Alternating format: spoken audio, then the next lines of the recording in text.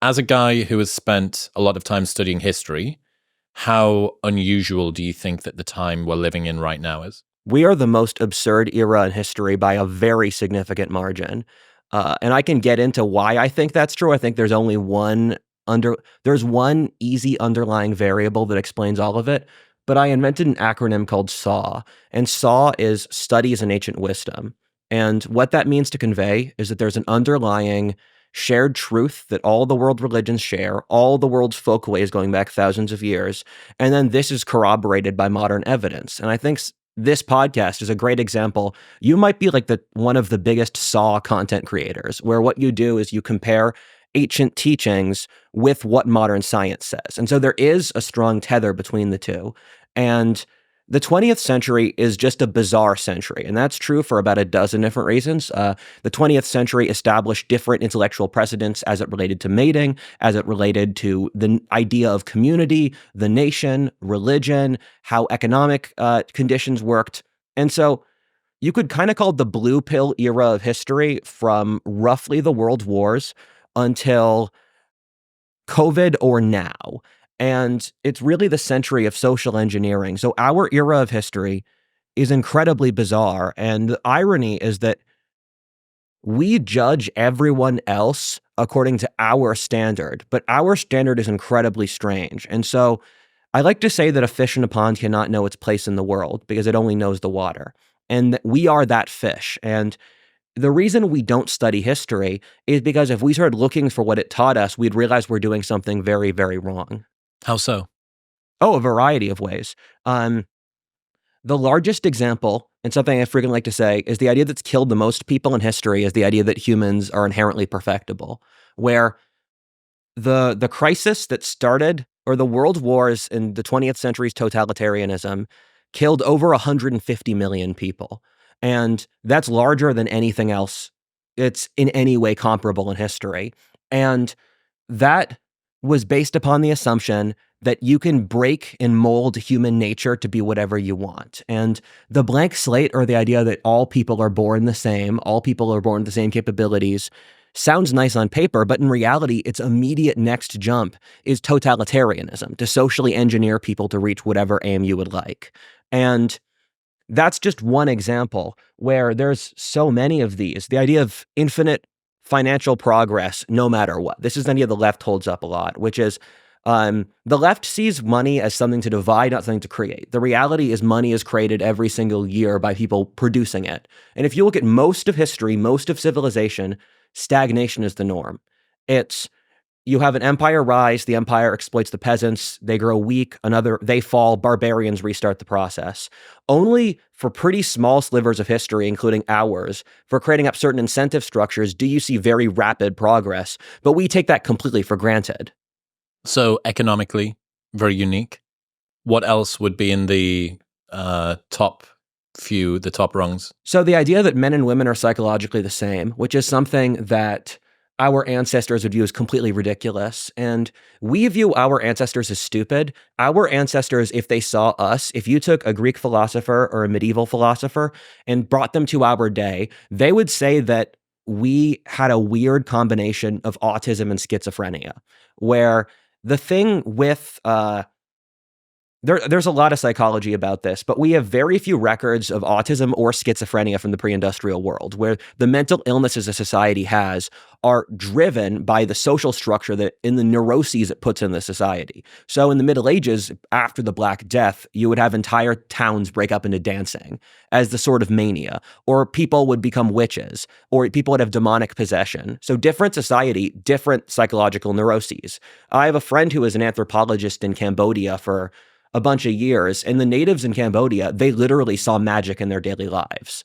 So that's an example. They saw magic, they believed in witchcraft completely, and that was just an obvious part of their worldview. And that's something that separates us from the past, where every single other society in history, and even people in pretty recent history like Charles Darwin, Thomas Edison, Nikola Tesla, Karl Marx, Queen Victoria, believed in the spirit world.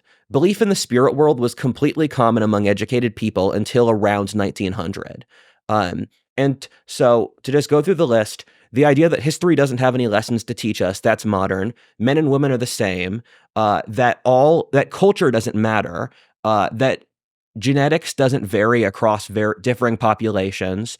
That human nature is perfectible. That there is no divine. That there is no spirit world. That economic progress is assured. That war will end, and that war is unnecessary. Where the past had this very you could call it realistic sense of the world, where they didn't.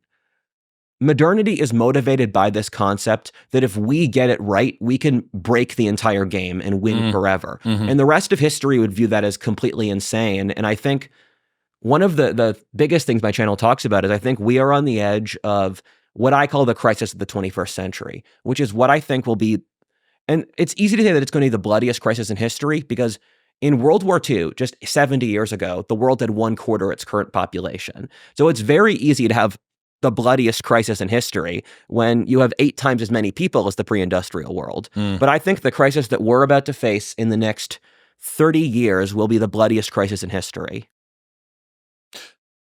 Why? Yeah. So I'm looking at a bunch of different models here, and I've triangulated a bunch of different equations to find that we are on the verge of the crisis of the 21st century. And I think it's going to be a global crisis. So let me tell you the different things I'm looking at. One of them is that Peter Turchin and Peter Zeihan's also tapped into this pretty well. I think Zeihan came on your podcast before. If you know Zeihan, you know one side of this. And I have a lot of respect for Zeihan. I think he's done a good job. Peter Turchin, pulling from David Hackett Fisher, saw that the world has these global crises every 250 years that can be predicted by 3 variables in a computer model. Plugging these 3 variables retroactively, historically, off these, you can predict the years these crises happen. And what happens in each case is that there's mass war, famine, the decline of the global population, and a change of the social structure as there's political disturbances. In the Western world, the last example of this was the French Revolution and Napoleon. That was 250 years ago. Before then, the religious wars of the 1600s that killed 1/3 of Europe's population. Before then, the Black Death, which killed half of Europe's population. Before then, you have the fall of the Frankish Empire that destroyed centralized government in Western Europe. And you can push these as far back as you want to look. You've got the Bronze Age collapse. You have the fall of the Roman Republic. And these are predicted off 3 variables. And one of my favorite books ever is The Great Wave by David Hackett Fisher. And he uses inflation to predict this. And you can look at inflation rates to predict when these crises happen. But the 3 variables are income inequality, decline in average wages, and competition for elite jobs. These 3 variables can predict when societies have revolutions to the years they take place in. Because the way this variable works is that because all things end up leading to their end, as Aristotle said. Everything ultimately culminates, as Aristotle said, something's great strength will become its greatest weakness when pushed to its extremity. And with a period of peace and population growth, what happens is the value between labor and capital gets destabilized. As the value of labor shrinks, the value of money to manipulate it grows, so inequality goes up. So this explains why the post-World War II era had one of the lowest inequalities in recorded history, while our era has one of the highest inequalities ever. Inequality today is easily in the top 5 to 10 worst periods ever in history. And thus, what happens once the inequality gets that bad and wages stagnate? Because we have done literally everything we could do to depreciate wages. We have doubled the population through natural population growth since World War II. We've imported 50 million immigrants, and that's a lowball number. We've globalized to countries like Mexico, China, Malaysia that have lower labor value. We've imported women into the workforce, and they're 75% of the population. We've done automation, which is actually, people don't think about automation, but it's already probably the 2nd or the 3rd most important variable there. So we have increased the supply of labor by 40%, but we've increased the supply of labor by 40% over what the demand is. So that's why wages go down. It's why Homer Simpson was a lower middle class loser, but he had a wife and kids. His wife stayed at home, 3 kids, owned his house, could go on multiple vacations a year. For upper middle class people today, upper middle class young people, that's out of reach. So the quality of life has declined precipitously since the post-war period. And This is something that we've been really gaslighted about, but you can look at a variety of metrics between spending power, between ability to own a home, even stuff like height or sleep quality or obesity. And for example, over history, whenever the average age of marriage goes above 28, you're going to have a political crisis. So before the Black Death, people were getting married past age 28. Before... But you're not saying that people getting married after 28 caused the Black Death. No. Humans, what I like to say is humans are designed to breed first and be rational later. So what happens when you pull out the incentive structure with a society, because we live in a society where people are working too many hours, they can't afford a house, they can't be successful enough to attract a mate. Thus, their ability to reproduce declines. Once the ability to reproduce gets weaker, it means people start to tear the system apart, because if you're screwed in the current system, you're going to roll the dice to get a different outcome. Because if you're screwed in the current route, you have an incentive to roll the dice with a revolution or a political crisis, even though it means you could die, because that gives you at least some shot. And so what happens as inequality grows, quality of life decreases, is the population splits up into different sub-factions based on the self-interest of different groups. So in medieval France, it was the Armagnacs versus Burgundians. In 17th century England, it was the parliamentarians versus the royalists. And all of these underlie some underlying class or ethnic or regional difference, where royalists versus cavaliers was the old nobility based out of Western England versus the capitalists based out of Eastern England. And then you have the whites versus the Reds in the Russian Revolution, the optimates versus the populares parties in Republican Rome. And in us, it's the right versus the left. And the right versus the left underlies, there's a couple different correlations you can stack, but the one I go after most is college educated versus uncollege educated. Every single thing the left pushes makes the college educated better off. Every single thing the right pushes mostly the merchant class, but also religious and military interests. And there's other stuff you can stack, like cities versus countrysides, male versus female, high agency versus low agency. If you have low agency at your work, you're almost certainly going to be a leftist. And even if you have high agency, like you're a small business owner or a farmer, even if you're poor, you're going to be conservative. So this is the underlying difference. As times get worse, what happens is that people get desperate, and so they support their faction over the centralized government, because the centralized government's not going to give you any stuff. You don't appeal to moderates because the moderates aren't going to. They haven't done crap for you.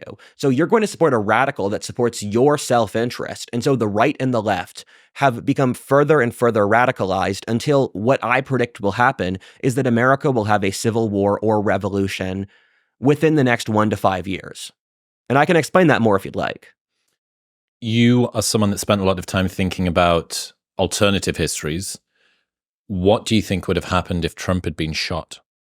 That's a great question. So the reason I've been thinking about that, and I actually predicted Trump would be assassinated 2 years in advance, because there are 4 historic conflicts I use as parallels for our current era. And what I do is it's almost like string theory, where you can find certain historic parallelisms and you follow them, and they often turn out to be true. Those 4 historic periods are the English Civil War, the American Civil War, the French Revolution, and the fall of the Roman Republic. With the fall of the Roman Republic, what happened is that Rome became a great nation and conquered the world. And for those that are the known world, from Syria to Spain. And for those that don't know, Rome was a democracy. It had 2 political parties that competed against each other, the optimates and the populares. And from my study, I found that the populares are more so Republicans and the optimates are Democrats. The optimates were more so the Roman deep state, and they had allies in Rome's foreign allied countries. So in the same way the Democrats have allies in Europe or Canada or Australia, the optimates had allies in Greece or North Africa or Turkey. And so what happened was that Rome became this great country, and Rome imported 1/3 of its population as slaves. And so the slaves depreciated the local labor of the native Romans, and so they fell into poverty. So income inequality became absurd, where you had men who were equivalent to Zuckerberg or Elon Musk, who could buy entire countries. Then what happened is Rome also saw a feminist movement, degradation of its moral code, collapse of its religion, and collapse of traditional Roman culture as the Roman middle class died. Rome spiraled spiraled into immense political polarization between the optimates and the populares. And the Gracchi brothers, in our parallel, because there are multiple cycles I look at, the largest one I know of is the civilizational cycle, in which America parallels Rome very strongly. And the Gracchi brothers were wealthy tycoons who operated off a platform of make Rome great again. They wanted to reinstall the Roman middle class and bring back traditional Roman values at the expense of the wealthy elites and the deep state. What happened first is that the populares, is that the optimates deep state, they slandered the Gracchis and then said that they were trying to make themselves tyrants. They couldn't run for office, but because they were trying to destroy the democracy and to make themselves tyrants. Then when that didn't fail, they assassinated the Gracchi brothers. What then happened is that the populares, or their version of what I think are the Republicans, spiraled into warlords. And so this is a great parallel for what I think is going to happen to America. I think the right will crush the left, but the right lacks so little internal ideological unity that the right will spiral into ideological warlords who will kill each other. In the same way that for the populares beat the optimates, and then inside the populares were you had various strong men like Augustus, like Julius Caesar, like Marius, Octavian, and the problem with both the populares and the Democrats is that they can't pull on groups of fighting men. Because if you're the populares or the populists, they can get all these young Roman men to fight for them by offering them stuff. But once you've alienated that, you have to rely on foreign mercenaries, which is what I think the left would do if it was caught in an actually violent conflict, where they would try to build up a military of people from Mexico or Europe or Southeast Asia or whatever.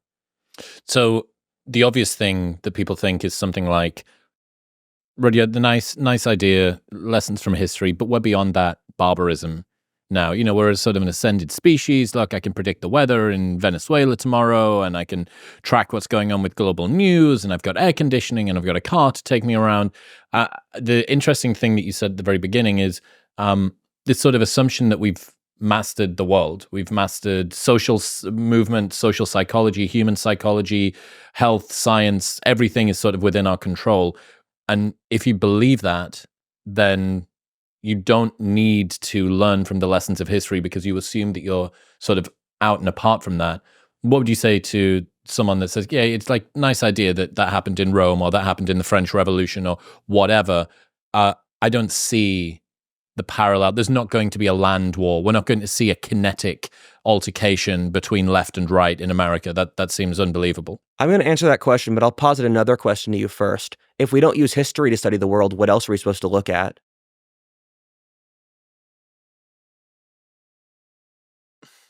I don't know what people think that they're using. Exactly. So what I say is that if you're not using history to study the world, you're making stuff up. Because the reason we don't like this, I said before, the reason people don't like studying history is that you're expected to be accountable to it, because there's this shared truth. And we've had people who have been analyzing history from as long ago as Herodotus, the Bible, Ibn Khaldun, the Chinese historians like Sima Qian, and they all hit the same points. And we are actually part of their narrative, but we can't explain their narrative. And I'll explain what that means. Where the reason we don't want to do this is the left, which is one of the things I like to say is that even conservatives are leftists today, because the left has built up the modern worldview so much that even if you try to escape the leftist worldview, you're still operating off leftist assumptions. I just brought up class analysis. That was something Marx invented. The idea of equality being good, that's a Marxist idea. The idea that the government should help people push for greater social betterment is Marxist. And so the left wants to project its basically religious vision of the world. And the only way they can do that is by saying history is not important. And it's a tale as old as time inside history that wealthy eras get arrogant, where it's called decadence. It happened to the Greeks, the Romans, the Indians, the Chinese, and we are decadent. And decadent societies think they've mastered everything. They think they've accomplished everything, and then they grow weak, and then a new, stronger faction emerges and wipes them out. So you can explain our hubris by being an extreme form of decadence, that we are the wealthiest society in history, and thus we are even more delusional. And what I would say is that every single era, to differing degrees, thinks their era is special. Then you look back, and no one is special. If you see these patterns going back thousands of years, and it always comes back around, And if we think we're special and we're unwilling to look at the dozens of times before we weren't special, that's legitimately a form of madness. If you want to completely ignore the outside evidence and then just believe your inner truth, that it fits the definition of madness. What's this got to do with Trump being shot at? You have to look at the parallels between the future and the past, in which things can get bad because they have consistently gotten bad. And so if you choose not to look at it, it's going to catch you in the dark and slit your throat. And I would say, like, because I can talk at all these ideas, I can talk at the abstractions, the statistical models, but what I'd say is look outside. Like, go to Los Angeles, go to New York City, go to parts of Austin, and things aren't good, and then compare it to a photo reel of the 1960s. Look at your own personal life, look at the lives of everyone around you. Most people are depressed, poor, lonely, sexless, angry, have mental health issues. Most people's lives aren't good. And that's true on both a statistical and anecdotal basis. And furthermore, in the last month, Trump was nearly assassinated. The Democrats had to pull Kamala out as a candidate. And they had to replace Biden with Kamala. And there have been states that have taken Trump off the ballot. The last two elections have been disputed. And so for each case, these are things that have only happened in the previous American Civil War. And so just look outside. We've had enough warning shots at this point. I'm not sure that I would agree with the everybody's life anecdotally is worse than it would have been in the 1960s. I don't know enough specifically about America. 20% has it better, 80% has it worse. It's comparable to dating, where what happened with income inequality and various things, the top 20% did vastly better, and the bottom 80% did worse. So I'm using everyone colloquially. I see. Yeah, I don't know. Maybe I'm not fornicating with the 80% sufficiently well. But I don't know, man. I understand what you mean. There is certainly an awful lot of problems, whether it's coming from the mating side, whether it's coming from economics, whether it's coming from real wages and what they can buy, whether it's coming from a psychological health standpoint, a psychic health standpoint. But I look around me, and I don't only hang around with highfalutin, sort of super successful people, and many of those people are flourishing. Not only that, but almost all of them are in relationships. Almost all of them are getting married. Almost all of them are having kids. And they're teachers, they're builders, they're plumbers, they're fucking Uber drivers. You know, they're not that homogenous when it comes to being in some super upper echelon. So my sort of lived experience is different. That being said, I do see the data. So I have this discordance between what is being reported to me and then what I sometimes experience in my own life. All of that to say, what would have happened if Trump had been shot? What would have happened? How would the world be different? I thought I answered that. The right would spiral into factions, where the issue with the right today is that there's no unifying ideology. The right is a various coalition of various anti-left factions. And so the right has libertarians, it has populists, it has religious people, it has boomer cons, fascists. And the right is held together by Trump's cult of personality. And I think this is something conservatives have to be careful about, that Trump's in his 70s. In no timeline is he going to live for the next few decades. And so what happened with the fall of the Roman Republic, with the death of the Gracchus, is that after the death of the Gracchus, basically Republicans lose faith in the system, so you start seeing violence. There's in and out violence, in which people lose faith that the system has any service for them, and so they lose the incentive to cooperate with others. And what would happen is, I think that there would be blood in the street if Trump got shot. I think parts of the military would mutiny. I think various militias and stuff would kill people. There'd be riots in major cities. I don't know how bad the blood would be. The death of Trump is not my first target, is not one of the dominant variables I would use to predict a civil war, but I completely think that there would be violence. And the thing is, even the reason the reason both sides are incredibly weak now, the Democrats and the Republicans are not operating under strong platforms. And so anything could knock them over at this point. And then inside them are various sub-factions where the left's been eaten up by wokeness, it just gets more and more radical each time it happens, while the right is all these different sub-factions. And so I would guess, and I'm just throwing this out here, you would see maybe someone like an Elon, someone like a Republican senator rise to a new leadership, and then you would compete with other Republicans for dominance inside the coalition.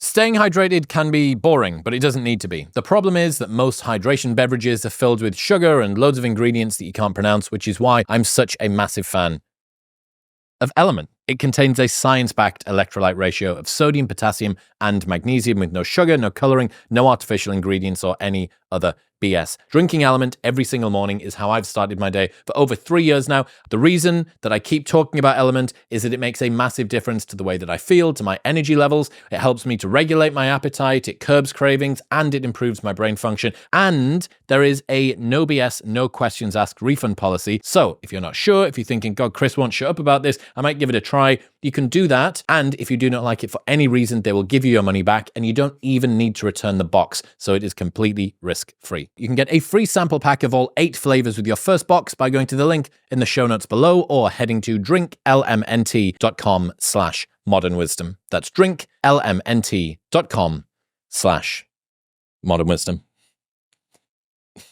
How does this relate to your predictions for a coming far-right backlash? The reason I say that we're going to have a far-right backlash is the same reason that why I think that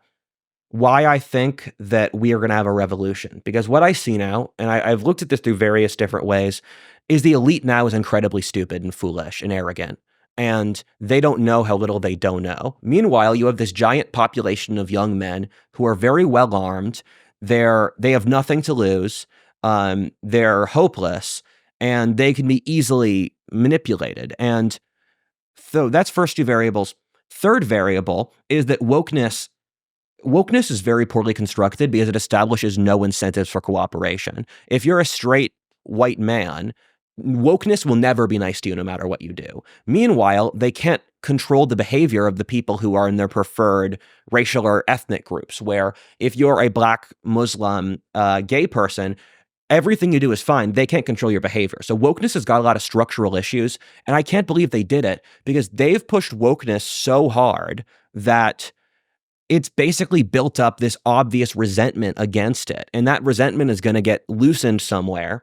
And so, to repeat, foolish, arrogant elite, young white men, and also DEI and the economy have really screwed over young white men so they can't succeed in the current corporate system.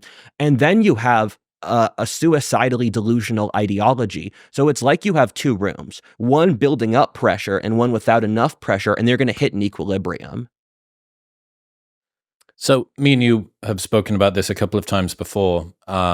My male sedation hypothesis versus your incel far-right uprising. Give your sort of insight about where you think young men are at the moment, mental health, their desire for revolution and such. I've had this debate I've had this discussion a lot of times, and the point that we've often ended up, I'm jumping 3 points ahead in the conversation, is that the conversation we often have is what I say is most young men won't want to fight. There's small cadres of radicals who will push for it. And then what happens is that those radicals are the people in charge. So if you look at these conflicts, the Jacobins were the French Revolution. They were less than 1% of France's population. Literally, you could look at this is such a cool fact. You could look at the political sub-factions of the French Revolution based off what cafes they went to. And you're kidding me. No, really. So different political radicals in the French Revolution went to literally different cafes in Paris. You could map out the political radical factions based off what streets the cafes they went to were. So you're operating off groups that are that small. The Bolsheviks, where they won the Russian Civil War, all communists were 3% of their population, and the Bolsheviks were a minority of that. The Puritans who won the English Civil War, they were 10% of the population. The American Revolution, no one wanted the American Revolution 5 years before it started, and then it just got ratcheted up over time. So I like when people ask me, Rudyard, what are the different subdivisions inside the right? I say most people have no clue what's happening. Most people don't know what's going on. They don't really have a concept of what's going to happen next. And then you have these factions of radicals that jockey. And before the English Civil War, people said the English have grown too weak to fight. And this was in the 1600s. It had been over a century since England had a civil war. What happened then is that the royalists and the parliamentarians, they just conscripted people. Same thing with the French Revolution, same thing with the Russian Civil War. The normies don't organize. They don't say, let's have a riot for normies, let's push normies, normies forever. The radicals organize, and then they conscript the normies. So most of the population can just want to play video games and do sports. What you need is you need to have small factions of radicals that are capable of conscripting the normies. What was that stat that you came up with? 20% are motivated, 60% will do whatever somebody says. What's that thing? So I pulled that from game theory, where it's a bunch of different things, where in game theory, you've consistently found, and this is, I've studied multiple game theory studies on this. In general, 60% of the population will do what the group tells them to do. And so we have various game theory studies. One is, do you contribute to the pot or do you take away? 20% of the population always contributes, even if against their self-interest. 20% tries to cheat whenever they can. And then 60% tries to just does whatever the group consensus is. And for certain things, like, will you put up the sign in front of your house? For various studies, if you can change the neighborhood consensus, that will move it 60 points. So if the neighborhood consensus says don't put this sign up, 18% of people do it. If the neighborhood consensus changes, it moves up to 88. It moves up to 78%. Yeah. Yes. And so most people today are in ennui. They don't know what they really want. They don't know what they're really doing. What's an ennui for the people that don't know? Oh, yeah. Ennui is a French word for a lack of comprehension, a lack of connectiveness to your world, and a lack of feeling connected to your life. It's like an existential angst. It is, yes. Okay. And so most people don't know what's happening because the 2010 mind cannot comprehend our world, and most people are still mentally stuck in 2010. And I like to say that the way I would explain life today to my teenage self is, I would say, we became a sci-fi dystopia. But most people can't reach that conclusion. And so they're kind of stuck in this middle ground. So our current period is a period in which all of these factions are squabbling over who will become the dominant culture, in a way that's comparable to the Jacobins squabbling among other French radicals, the Bolsheviks squabbling among other Russians, we're in the building up period. And as Lenin said, there are hours in which decades happen, and there are decades in which nothing happens. And so history works. You don't realize it's going to happen until it slams you in the face, like the start of World War I or the fall of the Soviet Union. And this is just how things happen. Tensions gradually build up. If you're the kind of person who looks for this stuff, you see it. Otherwise, you continue your life. And then it just hits. You're really stretching my historical and imaginative abilities. Just trying to run forward with your idea of sort of how easily swayed certain people are.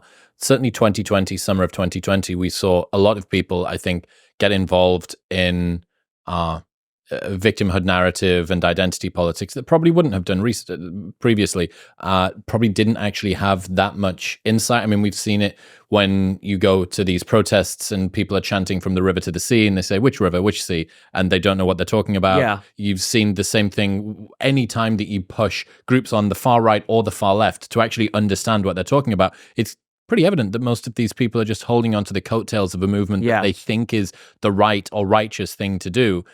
So I actually do see, even from my own experience, I do see that kind of domino effect, this mass domino effect happening, where only a small few groups at the start can rally many downstream. What do normal people believe in? I have no idea. Exactly. What I've told, so one of the takes I've made is I think this war will be the bloodiest war.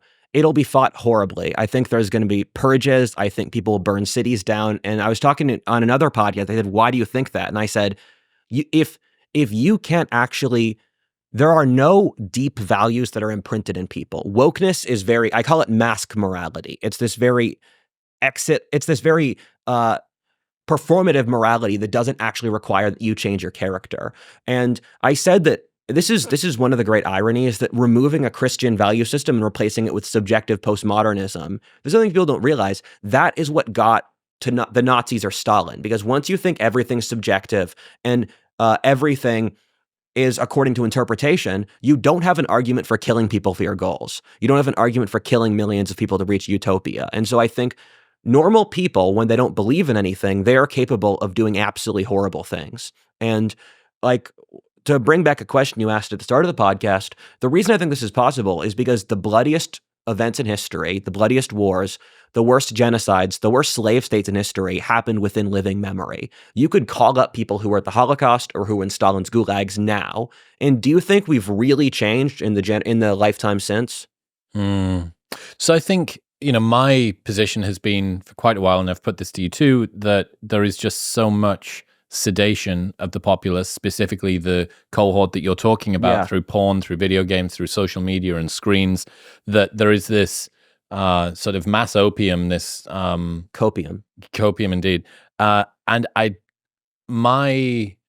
fucking hell, me laying the sanity and safety of the future of the West at the feet of porn websites, video games, and social media doesn't exactly sound like a glowing review. Yeah. But I do think that there is so much, it could be so different that it's no longer just a difference of degree, it's genuinely a step change difference in kind of what we're able to do and able to sort of calming down this uprising desire, even when many other people are out there doing it, because it involves getting out of the house, getting dressed, utilizing the latent executive function that you haven't ever used. Why do you think porn would have a strong enough effect for that to work? I think that porn is able to curtail men's desire for reproduction, not satisfactorily, but I think it is able to at least stop them from feeling what in the past. I mean, what was that example from Portugal? I'm pretty sure you taught me about that. The first son got to marry the second, third, and fourth son. Oh, right, yeah. They were all put on galleon ships. Go explore the new world. Yeah, well, what were they doing? They were trying to fix the sex ratio there. Yeah. That basically, I think that it gives a titrated dose of sexual satisfaction to men who, without that, it would be one more, just one more thing, the same as I don't sit at home and wonder about whether my life has meaning. I've got Netflix or I've got Xbox Live or whatever. Yeah. I don't go out and spend sufficient time with my local cohort of friends to actually create a little revolutionary group that can go and push over granny and set cars on fire because I'm busy watching social media. And why do you think porn has a strong enough effect to do that? Not on its own to be able to do all of it. I think porn has a sufficiently strong effect to be able to sedate men's desire for women, just that men are largely mechanical creatures. The fact that you can look at a 4-inch across screen and see a naked woman and your brain tell your limbic system some sex is about to happen. You can look around the side of it. You know that it's not real, and yet it's able to kid you. It's just so easily fallible.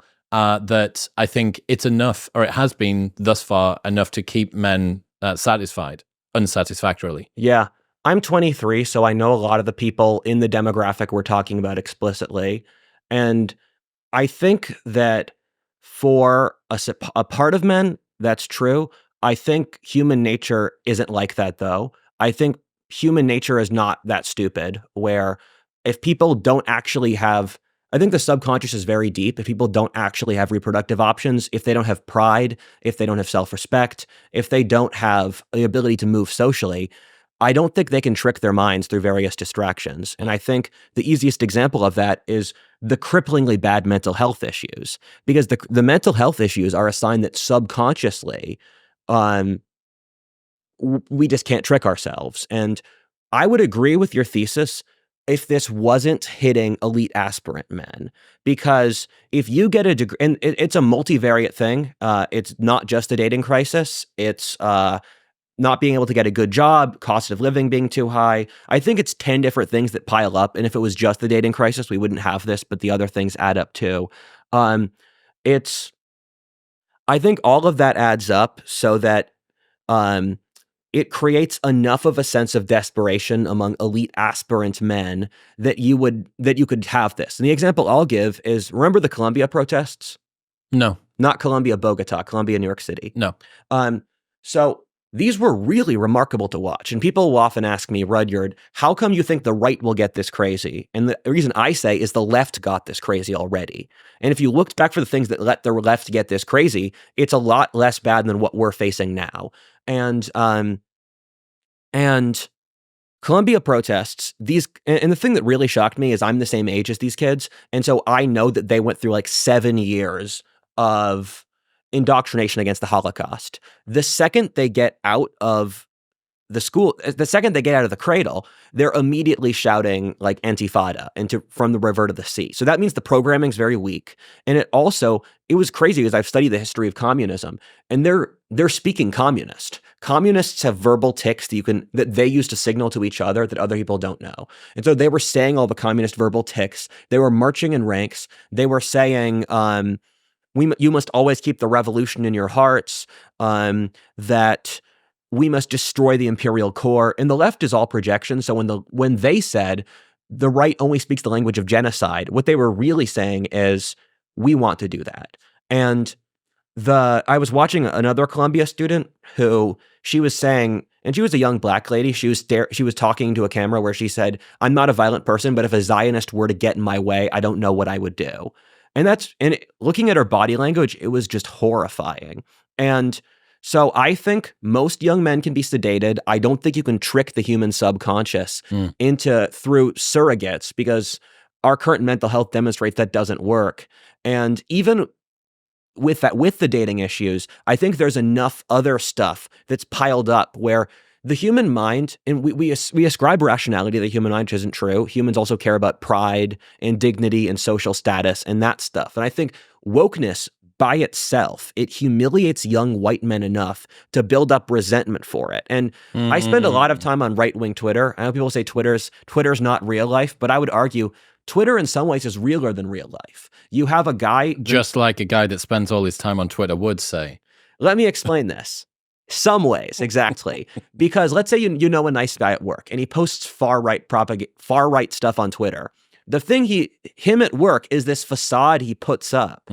Well, the thing he posts on Twitter is what he actually believed. Did you ever read Everybody Lies by Seth Stevenson? That's a great book. Yeah. So basically the thesis is that people tell Google things that they don't even tell their partner, their friends, exactly, or sometimes themselves. Yes. They've got this weird lump on the back of their ankle that they've not allowed to arise in consciousness for ages. Yes. But they'll give it a quick Google. So from aggregated, depersonalized Google search terms, you can work out all sorts of Glad you said that. So I have a buddy. He does really interesting stuff. He runs AI and has systems where you can look at how you move your head, how you twitch your hand. And from that, he makes a 4-factor Jungian model of your personality. The most Rudyard Lynch fucking friend that I've ever heard. Okay, Thank you. Go on. Yes. And so he also studies the verbal language of the internet. And we're hitting basically sociopath levels on the internet. And keep in mind, the general populace doesn't have to do this stuff. Just small groups of radicals. I can definitely say that there are large small groups of radicals who would definitely do this. And just we would agree that this stuff on the left, we would agree that there are people on the left who want to do this. And I mean, what I'd say is look at the ruling class. Look at the Democratic Party was trying to take Trump off the ballot. The news constantly lies. Let's go through all the big content creators. Destiny said it was okay. He wouldn't be against killing conservatives. Vaush said progressives should get guns to fight against conservatives. You've had Hassan Piker has defended Houthi pirates. On the right, we know that Nick Fuentes, this is the stuff he's definitely not against. And so these people repeat back to their audiences what their audiences want to hear. And so I struggle to find a single institution in our society that is not on a single institution that reflects the public consciousness of the population that's not just in a really, really scary place now. So are you saying the people who have some of the loudest megaphones have the extremist voices? They have those extremist voices because it's what the people want. They're reflecting, and I'm a content creator. I know how this works, where you as a content creator, I like to joke I'm married to my audience. So I try to maintain a good relationship with my audience because we're stuck together. I'm a college dropout. Like I have to make this work. And so the content creators normally have a pretty good comprehension about what their audience wants to see, and they're very glued into this. So if all of these content creators are saying violence is okay, that means it's what their audience wants to hear. And I've given like 15 different proxies. It's yet another proxy for the public wants this. Yeah, I think there's definitely something interesting about the displeasure and the sort of disgust that some elements of the far left have with a big chunk of the West, which is white guys. If you're a white man, you are the very, very bottom of the victimhood hierarchy. You get no points at all. You had this quote, which I really thought was interesting. Don't gloat over your conquered foe. It gains you nothing and makes the conquered more dangerous. Yeah. And that to me is indicative of this really sort of, well, actually, just explain that quote to me. Like, why was that so interesting? I mean, if you look at the history of empires, it's obvious. Like, if you want to conquer someone, you need to kind of have a relationship with them. It doesn't have to be a good relationship, but let's look at the British Empire as an example. When the English subjugated the Irish and the Scottish, they gave them social status if they fought for the empire. You could be an Irish or a Scottish guy, go to India, and you'd be treated like an English person. That was a way to get rid of all of the aspirational, aggressive young Irish and Scottish guys. With the Romans, if they conquered you, you were a sharp young guy. They would let you into Roman culture. And so when you conquer someone, you still have a relationship with assimilate in some way. Exactly.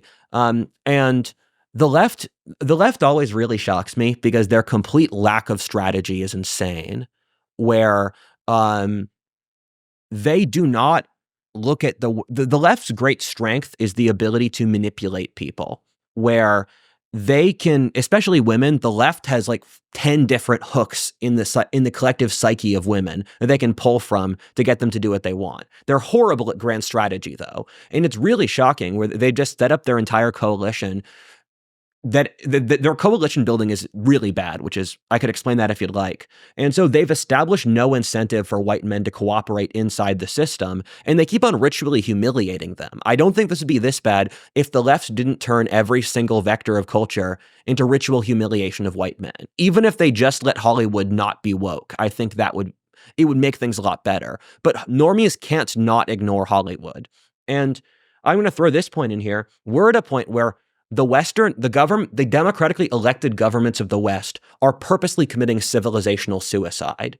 If we've reached this threshold and we can't talk about it, something's very wrong. Where the governments of the West, a lot of them are doing degrowth to degrow an industrialized economy. They're bringing in immigrants not out of economic self-interest, but to replace the local population.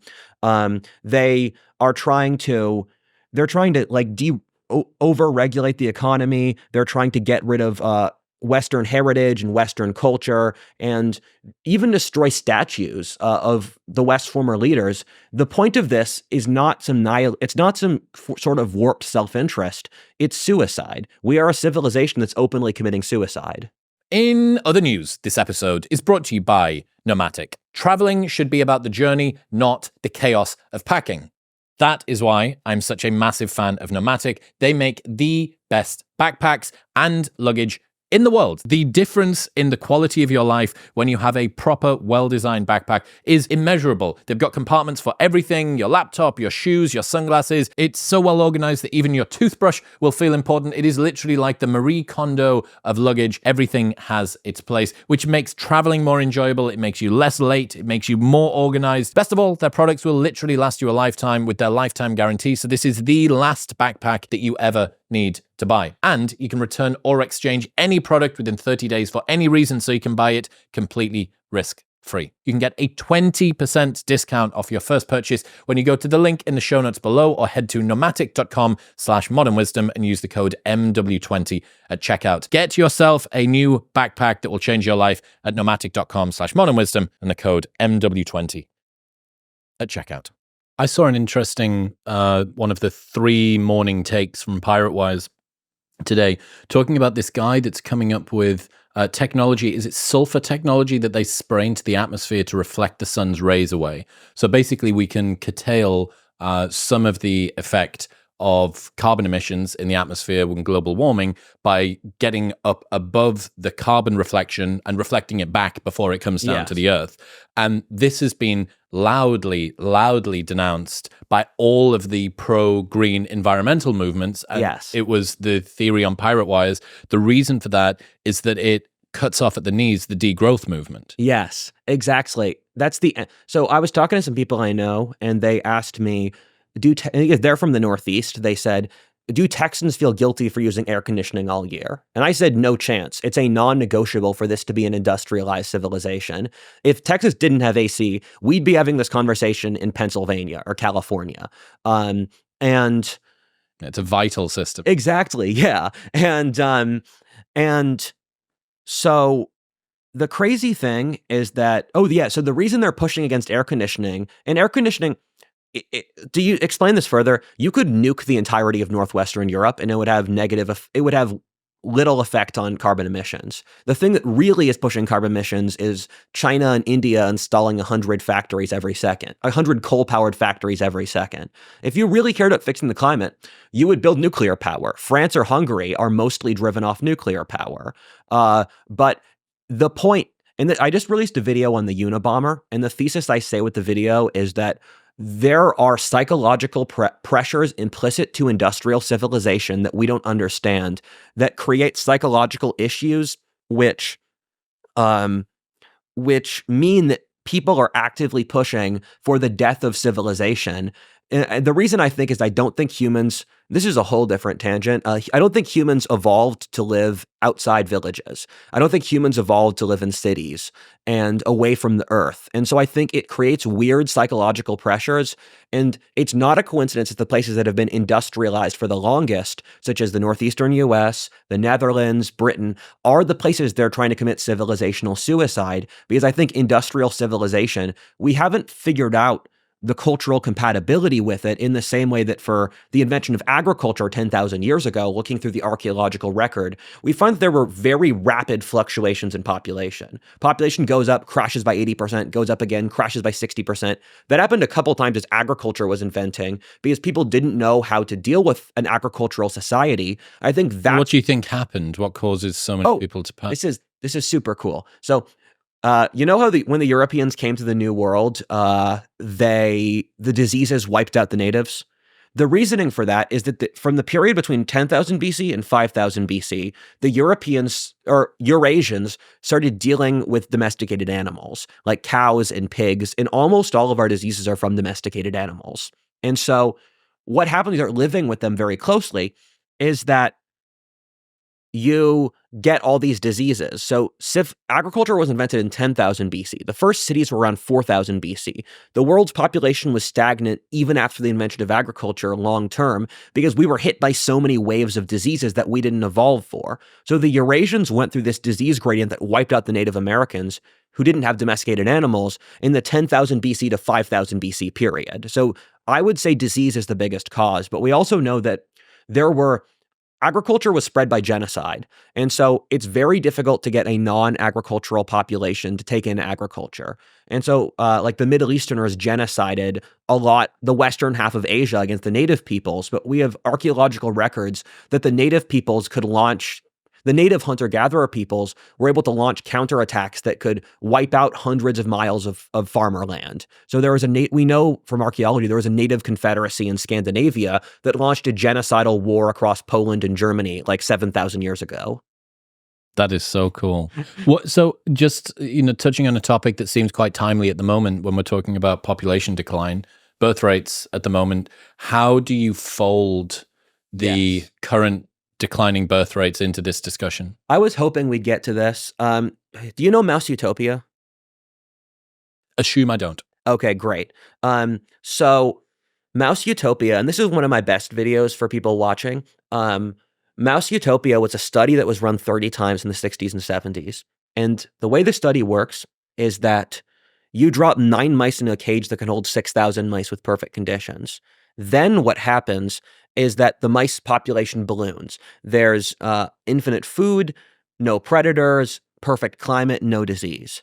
And they were doing this at the time because this was the era when the world's population went up 5 times over in the 20th century. And for reasonable reasons, they were worried about what the effects of that would be. And then past the 2000 mark, and again, that's 1/3 the carrying capacity, bizarre things happen. The mice split up into different subcategories of antisocial behavior. You had autistic mice who couldn't socially interact. You had sociopathic mice who would kill the mice that would continue to breed. You had the beautiful ones who would just groom themselves all day, but they would never breed. You had female mice who refused to mate, and they just hang out isolated. You had homeless mice who would wander around the center of the colony, allowing themselves to get beaten up. And you had the mouse social structure completely broke down, and then the birth rate crashed to completely zero as the mice lost the ability to have communities or socially interact with each other. How much have we as humans with frontal lobes got to learn from the social structure of mice? Yes. So the mouse and the human brain structure is similar except for one variable, that being the prefrontal cortex, as you teased out, where we have the amygdala and we have the lizard and the mammal brain, and those control for automatic functions. How we process fear or horniness or jealousy or happiness or excitement, we process that similarly to like a dog or a horse or a cat, because we have the same lizard brain and the same mammal brain. So automatic functions and emotions are comparable across mammals. Now, finally, the thing that we do have that the mice don't is we have a vastly enlarged prefrontal cortex, which is the ability to plan and think and abstract. And that's what allowed the creation of human civilization. And with Mouse Utopia, you're seeing fundamentally hormonal changes where the mice aren't rationally thinking to themselves, that I don't want to have kids, I hate everyone around me, I'm going to be depressed. The mice just act on impulse because the hormones change. And it's comparable to people with mental health conditions or who catch diseases. We humans, you could, let's say, catch a horrifying disease tomorrow, and then it would completely change how you feel the world on a personal basis. Our minds are not buffered from the world. And so we would see the same hormonal changes as the mice, but we would have the ability to think about them abstractly. But what I'd say for Mouse Utopia is every single thing in Mouse Utopia has already happened. It's just it hasn't fully played through its logic.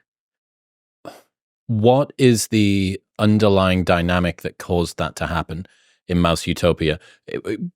I don't understand why you get to 1/3 the carrying capacity of a perfect environment and all of these weird side effects. Like, what's media? Yeah. Is there a fucking spirit that gets in there and goes, oh, they hit the 2000 thing, time for the ethereal mouse poltergeist to go in and make everybody crazy? What's the dynamic? What's going on? It's hard to say. I mean, if you look at the fall of Rome as an example, it's unclear what caused the fall of Rome, where it's often a Rorschach test for what you care about. You can say the fall of Rome was caused by change in military structure, Rome's civilizational cycle ending, climate change, population decline, decline in values, etc. And so complex historic events, it's often very difficult to figure out what actually caused them. Like, why did Genghis Khan become such a great conqueror?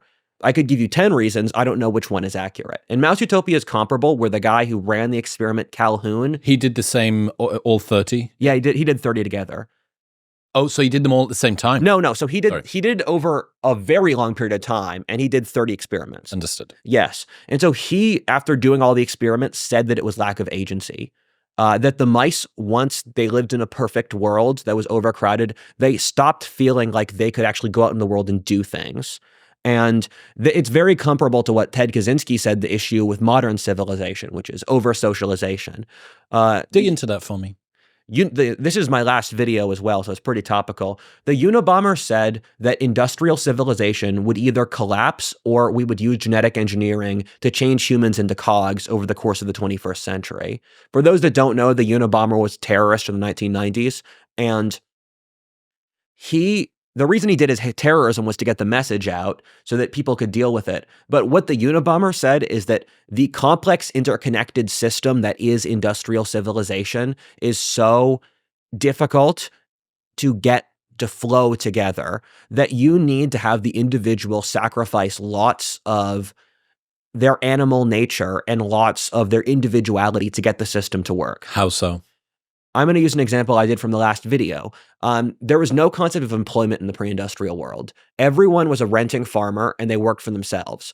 And in the pre-industrial world, the family was an economic unit. Your wife, your father was your boss. You worked with your father.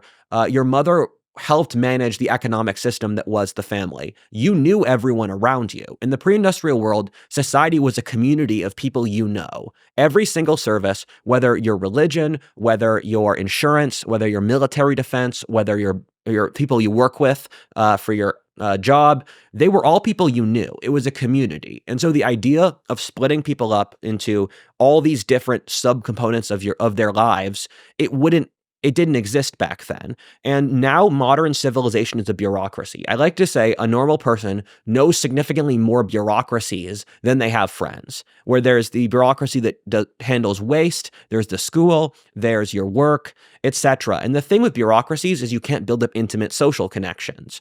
And so what happens here is that because society gets atomized and split up due to the sheer scale of industrial civilization, it means a person has to wear their mask all the time. They can't be authentic. They have to wear their mask with their boss. They have to wear their mask often with their families, with their friends. And we've consistently found, and all the great big universities like Harvard and Columbia have studied this, the most important component for happiness is social connection.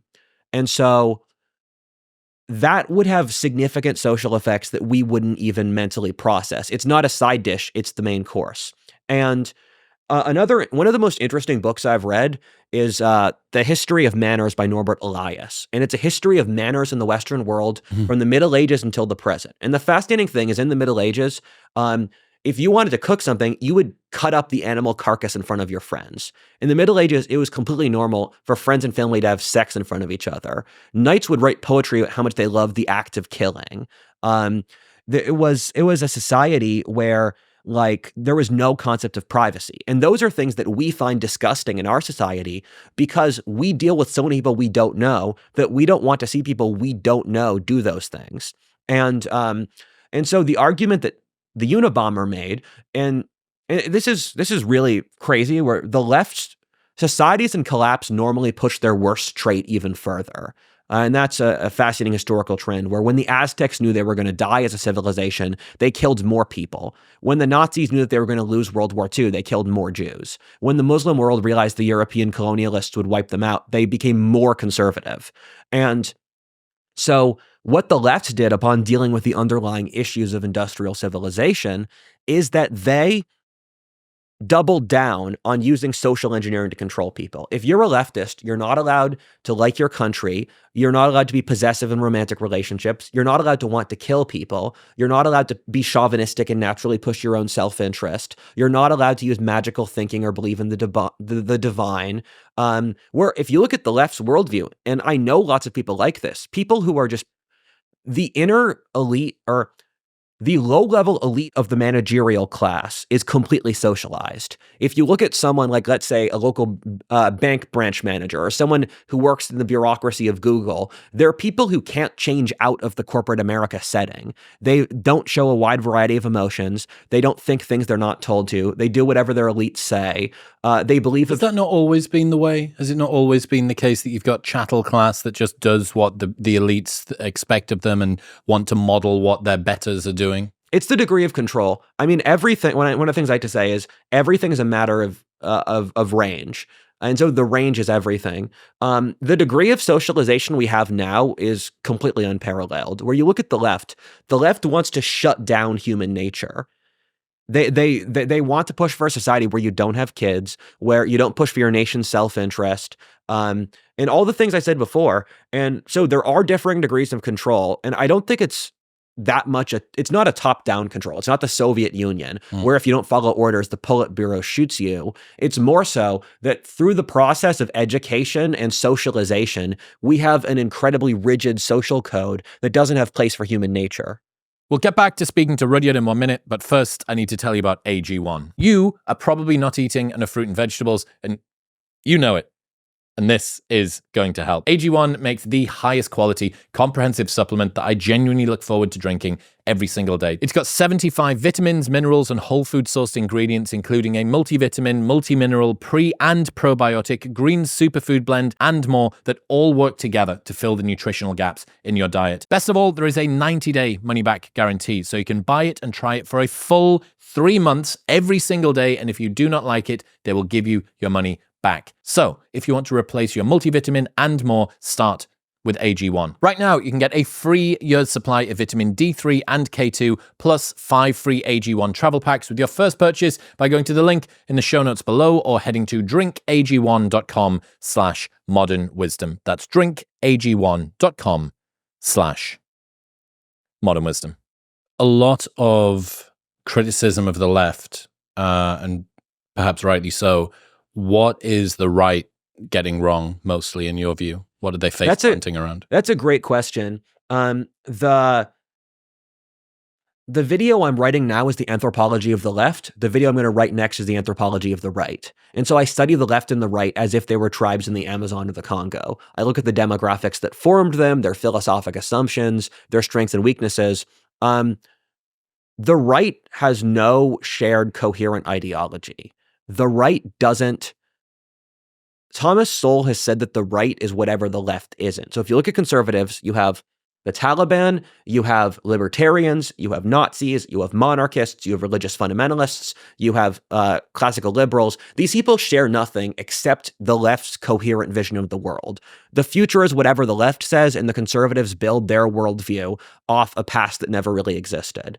And so when we're talking at the right, we're talking at different factions. I think the boomer cons and the old school right are frankly like, am I allowed to swear in the show? Of course. Oh yeah, they're cucks. Like the boomer cons are cucks. They don't go hard enough. They don't have any concept of what's going on in the world. The new right are sociopaths. The Christian right is delusional. Yeah, you can just give me factions and I can criticize them. Well, it seems to me, at least looking at good portions of the right, maybe more sort of the manosphere right, the sort of young men's movement, there is so much fucking cynicism. Yeah. It is a very uninspiring movement to be a part of. Exactly. I say the biggest issue of the new right is that the biggest issue of our entire society is it lacks a soul. There's a wonderful book by an Orthodox theologian that says the modern world is divided between those who numb itself to its meaninglessness through various substances and various hedonisms and those who realize it and go crazy. Exactly. Yeah. I just, that when I look at a lot of even the sort of more right-leaning content at the moment, even the hopeful messages are guised within you have to do this because if you don't do this, then everything's going to go to shit. Yeah. Like your hopefulness is kind of delivered at the end of a barrel of a gun. Yeah, exactly. And yeah, it's just depressing. And the thing I see with a lot of the new right is it's very cynical. You're right. It lacks any sense of inner authenticity or inner truth. And it's funny, the people who tell you to be authentic are the least authentic people in the world. Some random redneck from my hometown in Pennsylvania is much more authentic than a person who says, be yourself, love yourself, be authentic. Yeah, it also gets stuck on weird points where, like this is a big issue. We've lost the ability to change settings. And so the new right obsesses over a couple different topics, like abortion or the Jews or physical fitness, or just hatred of the left. And they lose the ability to see the bigger picture. And they're upset. Every ideology now is hyper-materialist in that it only sees things from their material good, and it lacks any concept of the inner soul or character of things. And yeah, I mean, I think that it's a lot of desperate people who look for some kind of hedonism as a way to get out of desperation because they don't have a better idea. Yeah, I wonder what the combination of extreme cynicism with a fractured, fragmented sort of inner group is. I'm always really cautious. This is one of I've got 4 rules of how you can tell if a content creator is being honest and truthful. One of them is their in-group bound together over the mutual hatred of an out-group or the mutual love of their in-group? Yes. And I think I see an awful lot of, at both sides, their identification is, we don't know what we are necessarily, yes, exactly. but we know that we're not that. And that is the other side. Yes, exactly. It's why for my channel, I've said that the value that I try to build my channel around is honor, because I said the right now is based around hatred of the left. And I say a lot of the factions of the right they're a rationalization for killing people. And I think that's going to end up in a very bad place. So you need to create an active value. And so it's why I said we stand for when I released one of my videos, I said honor, truth, and freedom. And I think those are important values. And I think that we're in a winnowing event for political content creators. I don't think 80% will make it in the next 3 years. I think we're going to see. Not if this fucking 2024 keeps going the way it is. Dude, I think that the last 4 weeks has been the highest revenue for the guys that are like balls deep in the political. Daily Wire, for instance. Yes. I would wager money that they have made more cash in the last month than they will have ever made before. Damn. That's cool. But what I see with a lot of content creators is just they're having horrible mental health issues, or they're having so you had Hassan, he had his breaking point where he threatened to kill himself. Vaush had his pedo scandal. Destiny had his scandal about whatchamacallit again, you know what I'm talking about, saying that you're allowed to shoot Trump voters. Yep. The Daily Wire had internal drama. Back in my head, I've got a list of like 10 of those you could throw. Like, there's probably 3 times as many. But I think that we are in a critical 3-year window in which the world, both for content, for politics, for our nation, will change very much in the next 3 years. And it's comparable to, do you remember the world before COVID? Yeah, briefly. Yeah. It's not the same world as today. And I remember, I think in music, and in 2020, there are different songs I use to symbolize different mental states I have. So when I change how I think, I change the music. And so I have a song in my mind that's symbolic for the age that came before. And I remember listening to this in 2020, and I thought to myself, I'm going to listen to this song now, knowing that in the future, I will look back on this and realize that this time is gone, but I didn't know what will come next. Right. Okay. Yeah. Again, another very you thing to do. One interesting insight, just going back to the right, the anti-intellectual culture. Yes. That they have at the moment. What's the role that you see that playing? Because I don't know. It seems to me that that's kind of a shitty thing to embody. It is. Yeah. My thing here is that the managers and the experts have really screwed over people over the last 40 years. I have a text wall where I talk about 10 different ways the experts massively lied. One saying that fat is the end all be all of health, and that, you should just cut out fat, don't care about sugar, caused massive issues. When I was growing up, we had the food pyramid. The food pyramid said you needed to have carbs, the most of anything, and that lean meat was bad for you. That's example one. Saying men and women are the same, that's a massive expert lie. Saying genetics has no value. I'm from Pennsylvania. My part of the country got hosed by deindustrialization. And then the experts all said, we're going to get you coding jobs. We'll make sure it's fine. Philadelphia now is a lower population than it did in 1950. Besides that, I mean, there was this whole like neoliberal globalist project that everyone said would bring about utopia, and it brought out the opposite. And I could find 30 examples where the experts have just massively lied. And I think a lot of the right is people who don't have most of the world is people who don't. Let me back up. I like to say that if you're not an intelligent person, there's a couple of strategies. You realize that you are not intelligent, so you try to figure out someone more intelligent to model your behavior off. And so if you're in that category, which is not as genetically intelligent, and you've realized that the people on top keep lying to you, and you don't know or trust anyone who's more intelligent, who has your best interests in mind, you're just going to hate them as a demographic. That's interesting. Yeah, I previously would have followed a group that I could reliably use as a waymarker for me to track my future. I don't necessarily have the agency or the time. I'm so busy that I don't actually have the opportunity to do the reflection that's needed. So I'll model behavior of those people. But this massive loss in trust in organizations, in media, in science, like just trust the science now is used ironically. So yeah, that's interesting. And we're seeing, a good bit of this. Candace Owens had her, is the world round? Is the earth really round, or is it flat? Because I don't trust. Yeah. And that's taking this to the, the absolute most extreme. Tucker Carlson sort of bringing creationism kind of back to the front. Well, evolution, we've got a lot of questions that we need to ask there. It's almost like I believe that these people kind of believe it, but I also know that they can get away with the troll because it is the tip of the spear of a huge shaft, which is all of this anti-intellectual scientific skepticism. Yeah, we lack wisdom, and the wise man doesn't know what he doesn't know.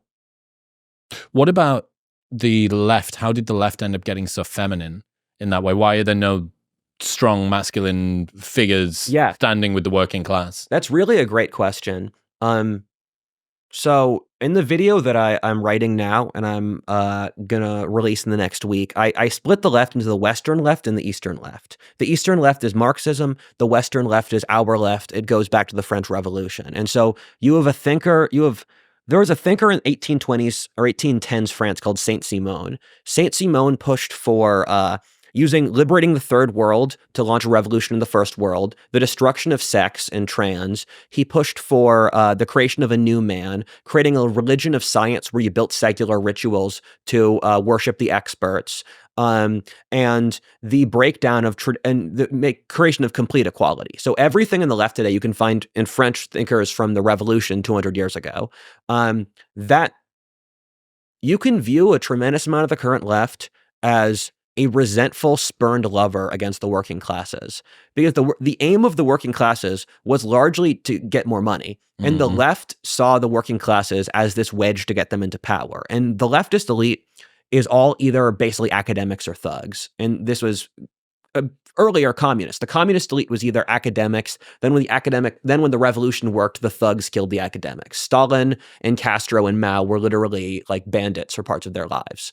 And what happened with the spurning of the working classes is that the left redirected towards women, and women were a demographic that was easier to manipulate and socially control. And so I just read two incredible books about this. One is The Leviathan and Its Enemies by Sam Francis, and the other one is The Total State by Orrin McIntyre. And both of them are books on how the ruling class controls the population, because I'm going to make a video series talking about the mechanisms of power.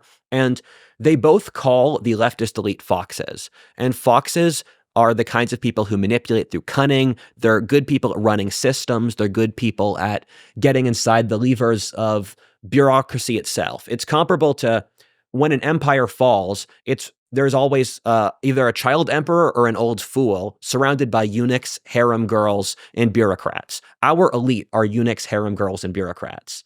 And so the left went through the left because the left doesn't like using actual physical force. Thus, their levers of power come through manipulation. And that's indirectly a lot of the psyop stuff and the psychological manipulation comes from advertising.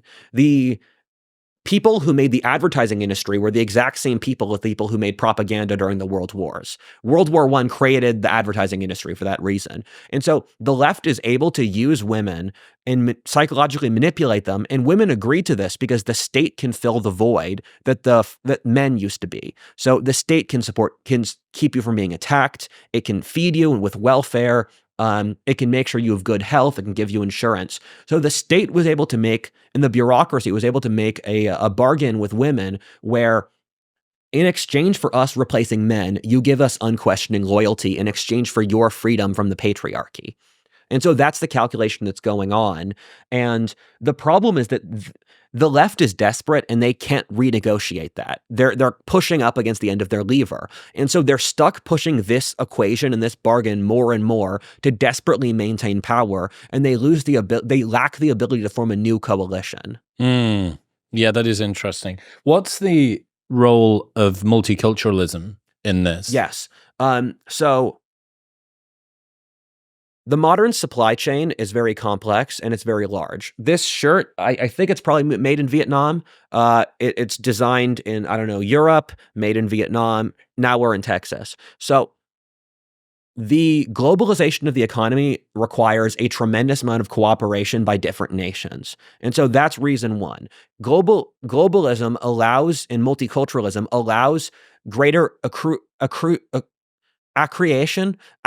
of wealth by large multinational companies. Second reason is that by watering down the West's culture, and the West is the most individualistic society ever, they can dominate their own populations. Only by taking in immigrants from elsewhere and by making globalist values do you get rid of those pesky Western values like pride and freedom and in individual rights. And so it's inside the self-interest of the elites to push for globalism, either to weaken the strength of their enemies inside their own countries, to get value and strength from other countries, or from the ability to cooperate transnationally more easily.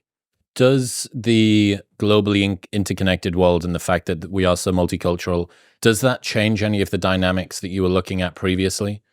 So this is a great question, and it brings up, I think, one of Possibly this is my best video. It's not the one that I look back upon most fondly, but this is probably my best video, Modern Civilization. Because one of the angles I look at is civilizational analysis. And I study the strengths and weaknesses and the origins of Western, Greco-Roman, Chinese, Indian civilization. And I found that starting around the time of the World Wars, you saw something that looked independent from the other civilizations, where if you go to Egypt or Italy, Egypt especially, you can look at the Persian, the Greek, the Roman, the British, the Islamic architecture, and you know that that was a different civilization with a different idea. After the World Wars, block architecture took over the world. These concrete square blocks, they don't symbolize anything.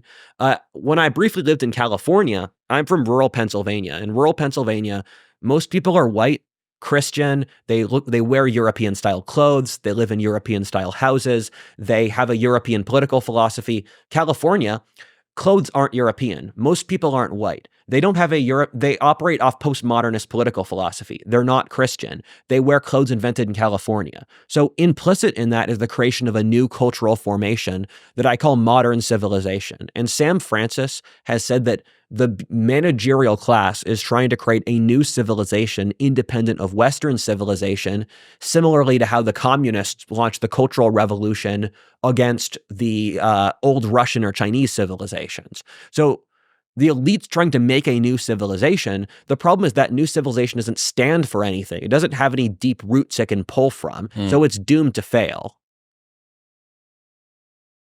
It seems interesting to me to think about, we were talking, are we in post-history? Are the lessons of before no longer applicable now?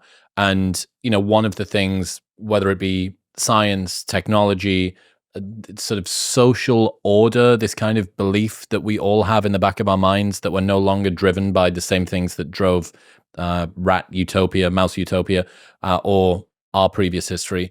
And I do wonder how much of a hedge or how stabilizing it is that everybody is so interconnected from a sort of global perspective that we don't want to cause too much of a ruckus, or that other states are going to step in to be ballast. Do you know what I mean? Yes. So there was an author named Angel before World War I who made that exact same argument.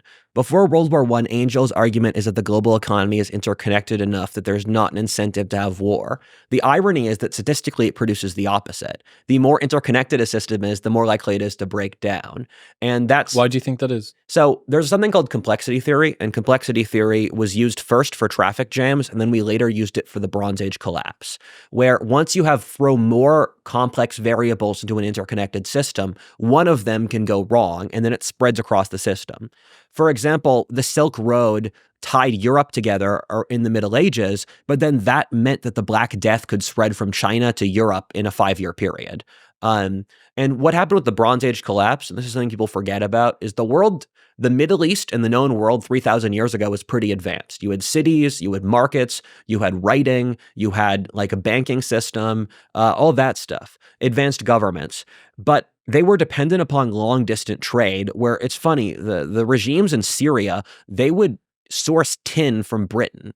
because tin is a vital subcomponent of bronze. The only way that they could source tin was from Britain and Afghanistan. So very complex system. What happened in the Bronze Age world is that once one country fell apart, the entire Bronze Age system fell apart. The Greeks fell apart, the Hittites fell apart, the Syrians did. There were similar collapses in India or China. And what happened in World War I was that the system was very complex, but it also created competitivity where the reason World War I happened, the British and the French were scared the Germans would outcompete them. The Germans were scared the Russians would outcompete them. So inside that globalist market system came competition and a greater degree of strife. And so, I mean, this argument's been used before. I don't think we often project our social attitudes onto other countries where we're a very market-focused, very wealth-focused society. But look at China.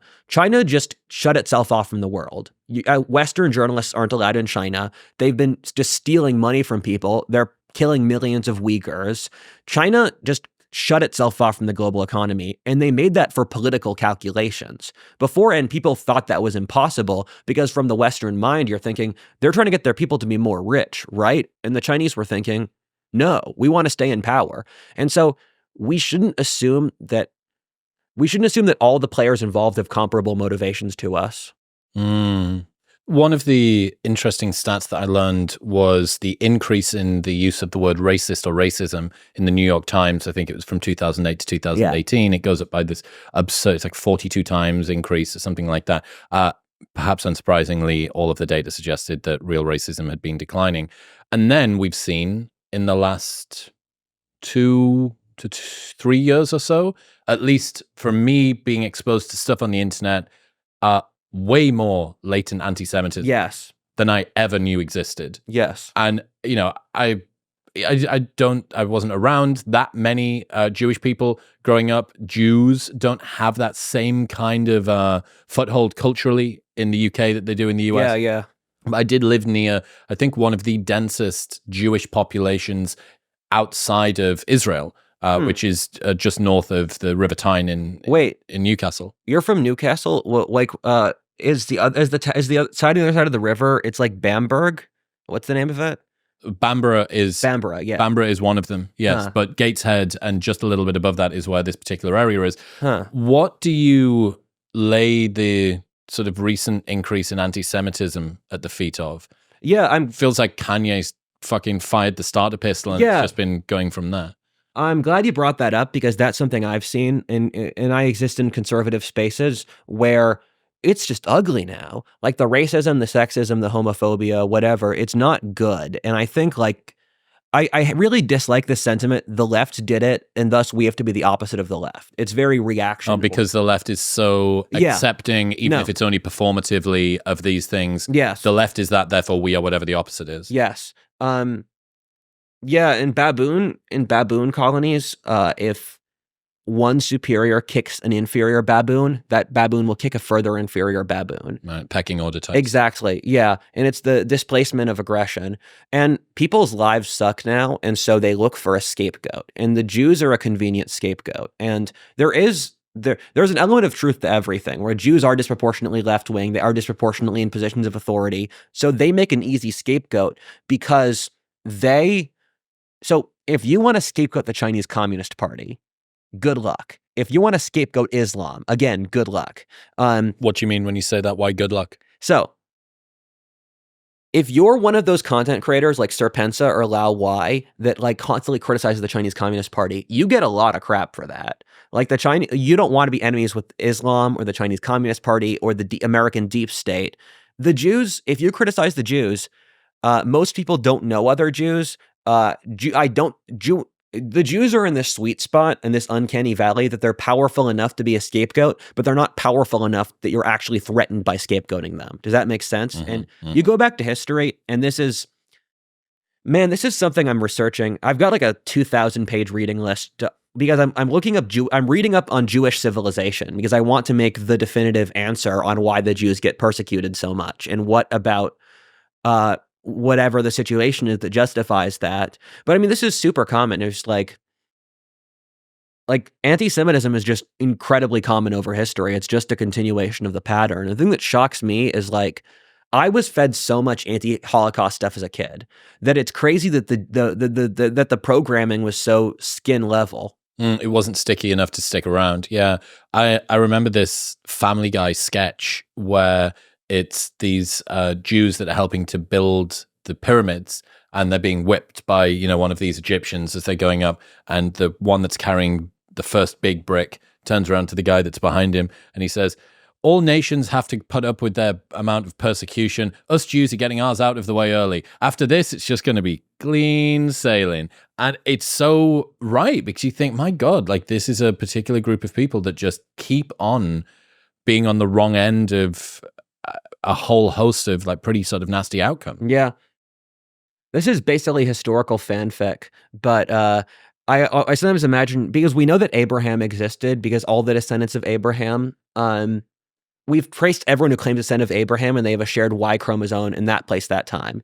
So I do wonder, is like historical fanfic, if Abraham made a deal where in exchange for suffering, the Jews could create so much stuff, because suffering allows greatness. And so it kills off the weak people, it makes you push harder. And you look at the Jews, they've produced Christianity, they've produced Judaism, they've produced Einstein's physics, Spinoza was a Jew, Marx was a Jew. And it's crazy to see this population where they've suffered so much, but on top of that, they've produced so much. And they're the same variable. What are your thoughts on Nick Fuentes? Oh, did you hear my recent beef with him? You had beef? Oh, yeah. So I released my most successful tweet ever came out. I sent it out last week, and I called him a Fed. It got 3 million views, and I detailed all the reasons why I think he's a Fed. Give me the portfolio. Give me your proposal. So the short answer is I was looking at his various self-interests, and I realized the calculations he was making were not actually the calculations he were making were not what made sense for him. So he targets all the other figures inside the hard right, which doesn't really make sense unless he's a Fed, because you'd think these would be coalition partners. Instead, what he's doing is he's targeting he targeted Mencius Moldbug, Bronze Age pervert, Zero P Lovecraft. I think there's some evidence for Solbra. He's targeting all these people, many of them for being Jewish, but these are the kinds of people that could genuinely, I mean, I don't agree with their ideas, but I respect that they have intellectual grit. And then on top of that, he portrays the hard right in the least sympathetic light possible. He is openly a tradcath, incel, anti-democracy, Holocaust-denying fascist. So if I was in his shoes, I would say, yes, I love democracy, but what we have now is not real democracy. I support real democracy for the people. And the only way to have real democracy for the people is to centralize it in the hands of a leader who can represent the will of the people. That's what I would say if I was him. I would not say those things because he attacks other right-wing thinkers. He makes himself look very bad. He got off really light for J6, which you'd think that the legal system would go after him punitively,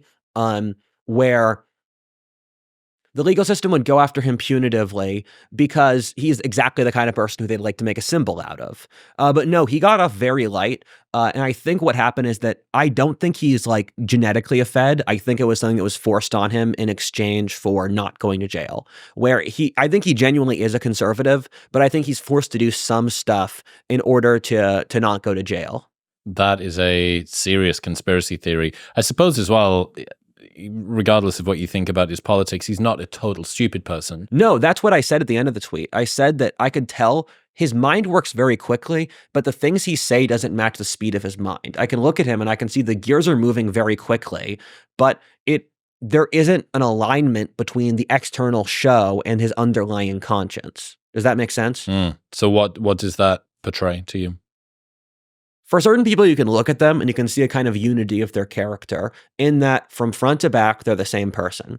And when I see a disjoint like that, it means that because whenever I talk to someone, I get a vibe.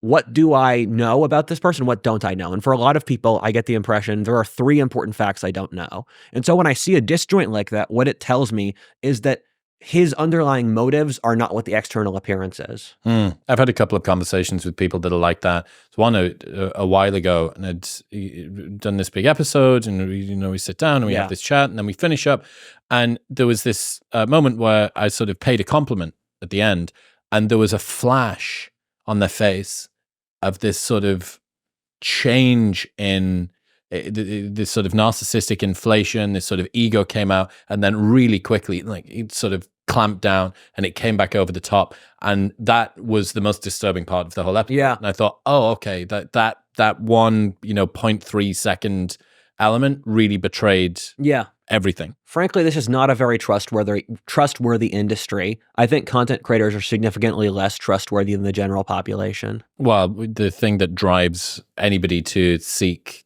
fame and status at the expense of their sanity, for the most part, probably not a particularly healthy psyche inside. Yeah. One of the things, I guess, maybe that a lot of people might be feeling after this conversation is, well, fucking hell, Rudyard, thank you for that. Very sort of fatalistic, nihilistic, cynical view of the future. I know that you try and have worked hard, both for yourself and for your audience, to come up with rules and a worldview and strategies to actually be hopeful and to kind of counter a lot of the bad advice that's given to young men. Yes. Where do you go to for that, given all of the potential chaos and the future, and it's all going to be hard and blah, blah, blah? What's some sort of firm footing? What do you rely on when it comes to this discussion? That's a good question. In Eastern mysticism, in Hinduism and Buddhism and stuff, there's this concept of do not look at the associations your mind makes of things. Let's say you feel sad. Just focus on the feeling of being sad. Don't think about what it reminds you of. Don't think about what your mind immediately jumps to. And so the mind naturally makes lots of things that it doesn't actually relate to the thing that you are directly speaking about. And so I tell you what I believe to be the truth. I tell you this because I see it as my duty to tell you the truth. What you choose to do with it is your choice. And what I think there's no right answer for everyone. And whenever people give advice to everyone, I don't think it's useful because everyone's so different. So whenever a friend asks me for advice, I say, what do you like to do? What are you good at? What are you better vis-a-vis everyone else? Look for the asymmetric advantage. So I'm not going to give your entire crowd advice because I don't know who you are, random guy listening in Florida. And what I will say though, I have a couple different things I say. The first is that just live your life. Like, one of the things I tell myself is the world could go to crap, but I'm still here to chill. I'll still do cool events. I'm still going to do what I want to do. I'm still going to make friends, travel to places, read new books. That doesn't have a bearing on the outside world. Like you read about Winston Churchill lived through so many horrifying wars, but he had a great life. And that's what I think you can do.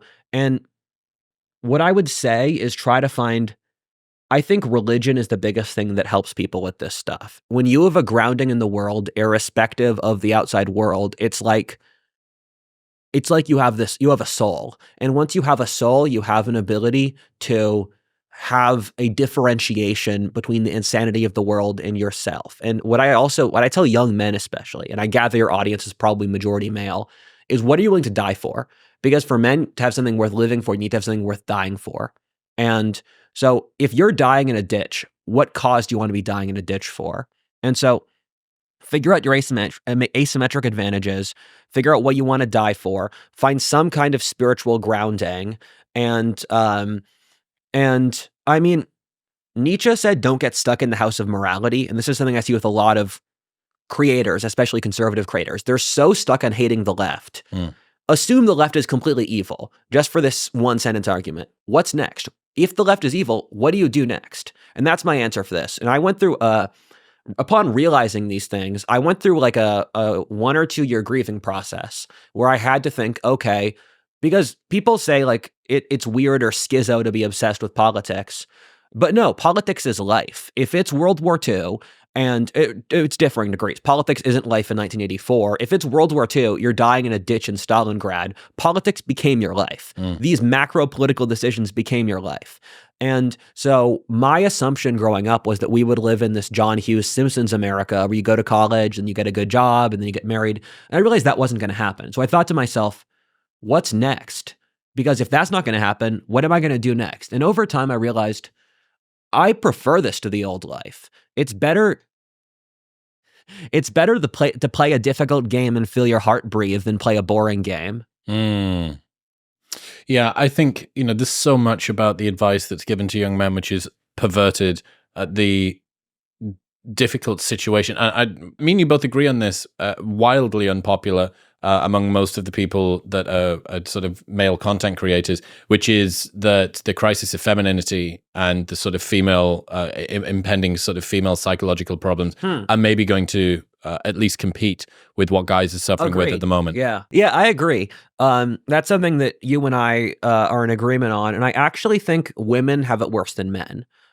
In that I think women are more dependent upon their community and society. And thus, if that goes bad, they have less of an ability to handle the toughness or adjust than men. And like every single girl in the age of 25 I've met has at least one mental health condition. At this point, it's a game where I try to guess which in advanced. And it's crazy that there's Zoomers are split between 20% who are very effective and 80% who are ineffective. And I think there's enough suffering in the world. Why do we have to add more? Women are suffering, men are suffering, the poor are suffering, the rich are suffering. Having a competition like that, it's one of the very odd things about that I was thinking about as I was doing some research this morning for this episode, is that the framing of sort of intersectionality, victimhood hierarchy that is heavily criticized by guys on the right is also used by them to say, well, yeah, but women don't have it as bad as me. Exactly. Yeah. And I've lived a bizarre life. And so I've met a lot of different people, rich people, poor people, famous people, not famous people.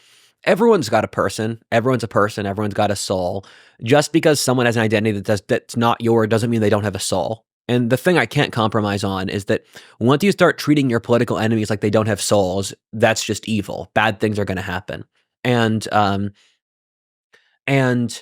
your victimhood argument's interesting, where the further right you go, the more psychologically you end up like the left in a bunch of different ways. Do you want me to explain? So the far right, and ironically, they were the same movement until around 1850, and then they were both part of the revolutionary movement. Then you had national revolutionaryism, and then you had leftist revolutionaryism. So Nazis and communists were the same in the early 19th century. And so hard right, obsession over your social status, obsession over blood, lack of a concept of a soul, the idea that the government should run society, ideas of Manichaeism or everything is good versus evil, ideas of revolutionaryism. You have, the Nazis and the Soviets both had gulags. They killed different people, but they both had the death camps. And what about the left? What's the equivalent? Far left. Oh, yeah, it's the communists. The far left equivalent, they also think the government should run everything. They also think that your birth determines who you are. If you're born upper class, you're part of the bad guys. If you're born working class, you're a good guy.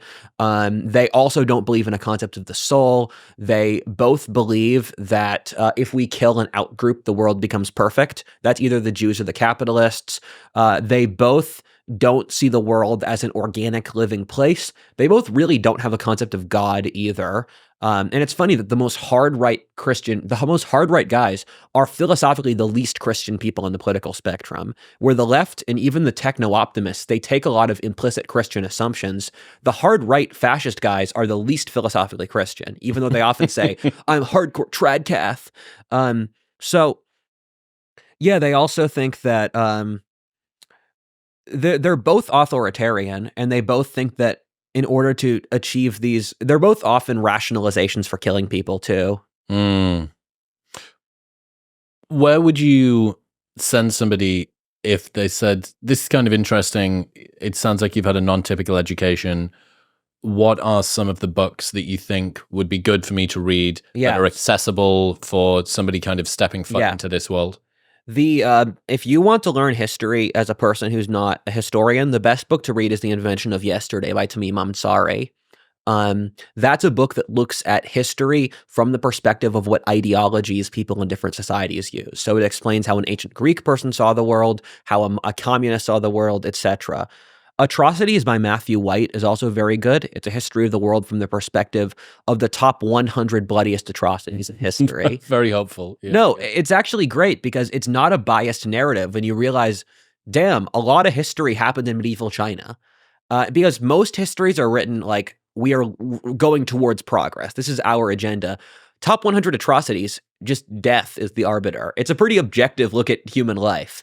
And then my favorite author, the author who I keep on like pushing up, is Amaury de Riencourt. Amaury de Riencourt was a French Orientalist of the World War II era, and he wrote he's made 5 intellectual jumps that are absolutely brilliant. One of which is he wrote books Sex and Power in History, which is how the relations between the sexes inform the rise and fall of civilizations. He wrote The Eye of Shiva, which compares the teachings of modern science to Hinduism and how the Hindus 2,000 years ago reached a lot of similar philosophic conclusions to modern science. The Coming Caesars is about the parallels between America and Rome. That's where I got the Grokky stuff from. And then he wrote The Soul of India and the Soul of China, which is about the mental system and the character of Indian and Chinese civilization. Looking at some of the summaries of his work, not perhaps the most accessible in the world. How easy did you find that stuff to get through? I was going through a comment set. You can just go on Amazon and order it, or Alibris. I mean, how accessible was the book? How easy was it for you to read and retain? So he's not a particularly difficult writer.